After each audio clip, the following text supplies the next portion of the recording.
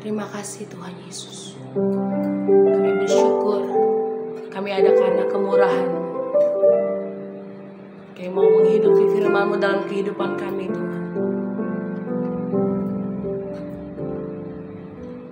Ku rindu setiap waktu hidupi kebenaran-Mu, bukan dengan kuatku, namun karena Roh-Mu.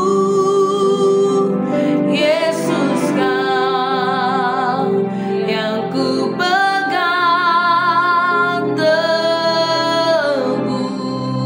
Engkaulah Raja kami, Engkaulah Tuhan, Engkaulah Raja berdaulat, berdaulat atas hidupku. Ku berserah penuh. Kami rindu menghidupi firman-Mu dalam kehidupan kami Tuhan. Ku rindu setiap hidupi ya Tuhan Yesus kebenaran-Mu dalam kehidupan kami, bukan karena kuat dan gagah kami Tuhan. Itu semua karena anugerah-Mu Yesus. Amin. Namun karena Roh-Mu Yesus, Yesus Kau yang ku pegang teguh. Engkaulah Tuhan dan Rajaku, Engkaulah Tuhan, Engkaulah Raja berdaulat atas hidupku. Ku berserah. Sekali lagi kita katakan, Engkaulah Tuhan, Engkaulah Raja kami Tuhan, Engkaulah Raja berdaulat atas hidup, berdaulat atas hidupku, berdaulat atas hidupku. Ku berserah penuh. Kami berserah penuh dalam tangan kasih-Mu ya Tuhan. Kami memerlukan Engkau, kami memerlukan Roh-Mu untuk kami boleh menghidupi firman-Mu setiap hari. Hari ini kami mau belajar ya Tuhan, merenungkan firman-Mu. Tuhan ajar kami mengerti. Dalam nama Tuhan Yesus kami berdoa dan mengucap syukur, haleluya. Amin. Shalom Bapak Ibu, Saudara yang dikasihi Tuhan. Saya mau ajak saudara kita membaca firman Tuhan dan merenungkannya dengan tema pada hari ini ialah Roh Kudus sebagai kuasa untuk bersaksi.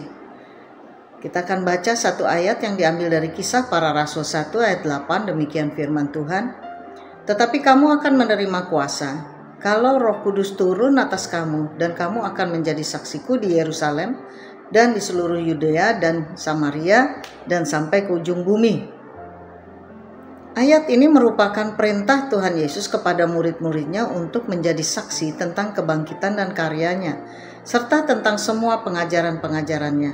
Para pengikut Yesus Kristus akan diperlengkapi dengan kuasa Roh Kudus untuk memberitakan Injil mulai dari Yerusalem sampai ke seluruh dunia. Dalam ayat ini, kedatangan Roh Kudus dikaitkan dengan kuasa dan menjadi saksi. Kitab Kisah Para Rasul memang tulisan Lukas yang banyak mencatat tentang kesaksian.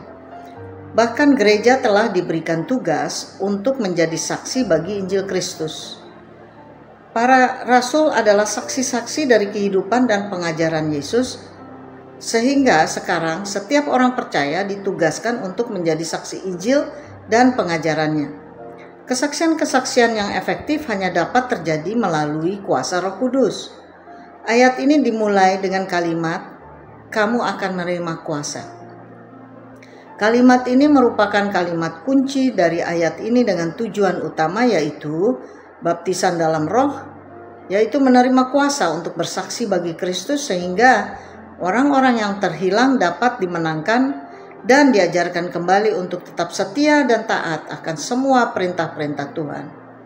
Melalui kesaksian tersebut, maka Yesus Kristus akan dikenal, dikasihi, dipuji, dan dijadikan Tuhan atas hidup orang percaya. Kata kuasa pada ayat ini tidak merujuk pada kekuatan atau kemampuan yang sekedarnya, tetapi mengarah kepada kuasa yang bekerja dan bertindak untuk tujuan kemampuan bagi melaksanakan pemberitaan Injil Kristus. Lukas dalam tulisannya menekankan bahwa kuasa Roh Kudus di sini sebagai alat pemberitaan Injil yang juga termasuk di dalamnya adalah pengusiran roh-roh jahat serta urapan untuk menyembuhkan orang sakit. Kedua tanda yang penting di dalam pemberitaan adalah kerajaan Allah. Baptisan roh di sini tidak dihubungkan dengan keselamatan dan pembaruan hidup, tetapi dihubungkan dengan kuasa ilahi agar orang percaya mampu bersaksi dengan efektif. Pada akhirnya karya Roh Kudus di sini, yaitu dalam bersaksi dan memberitakan Injil, lebih kepada memberitakan kedatangan kuasa Roh yang memberikan kuasa atas orang percaya untuk bersaksi mengenai penyelamatan dan kebangkitan Yesus Kristus. Saudara dapat membacanya di dalam Kisah Para Rasul 2 ayat 14-43. Baptisan Roh Kudus bukan hanya memberikan kuasa untuk memberitakan Yesus sebagai Tuhan dan Juru Selamat, tetapi juga meningkatkan keefektifan dalam bersaksi tentang kehidupan dan pengajaran Yesus Kristus.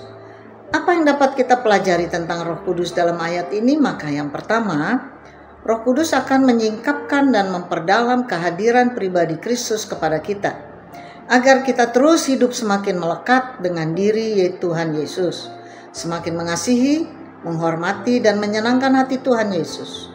Yang kedua, Roh Kudus memberikan kesaksian tentang seluruh kebenaran yang akan memuliakan Kristus, bukan saja dengan kata-kata, tetapi juga dengan perbuatan.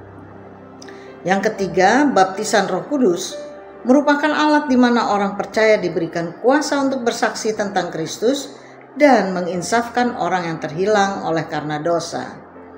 Yang keempat, baptisan Roh Kudus hanya dapat diberikan kepada mereka yang hatinya sudah berbalik kepada Tuhan dalam pertobatan dari cara hidup yang lama, dan pertobatan tersebut dipelihara dengan komitmen yang sungguh-sungguh. Yang kelima, terakhir, baptisan Roh Kudus merupakan suatu baptisan yang kudus, sehingga setiap orang yang menerimanya akan hidup dalam kekudusan Kristus. Nah, saudara, refleksi kita pada hari ini, kekuatan untuk bersaksi tentang Kristus tidak berasal dari diri kita sendiri, melainkan dari Roh Kudus. Sebagai orang percaya, maka kita dipanggil untuk bersandar pada kuasa Roh Kudus dalam menjalankan pemberitaan Injil Kristus. Panggilan untuk menjadi saksi Kristus berlaku bagi semua orang percaya. Meskipun banyak tantangan dan rintangan dalam bersaksi, tetapi kita percaya bahwa kuasa Roh Kudus menyertai kita selamanya. Demikian perenungan kita pada hari ini, mari kita berdoa.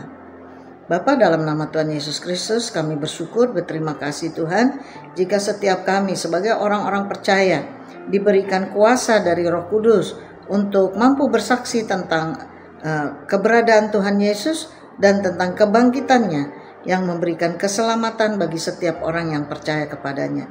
Terima kasih Tuhan, kami serahkan sepanjang hari ini dalam tangan kuasa-Mu. Kiranya Engkau terus menyertai kami, di dalam nama Yesus Kristus. Kami sudah berdoa dan bersyukur kepadamu. Haleluya. Amin.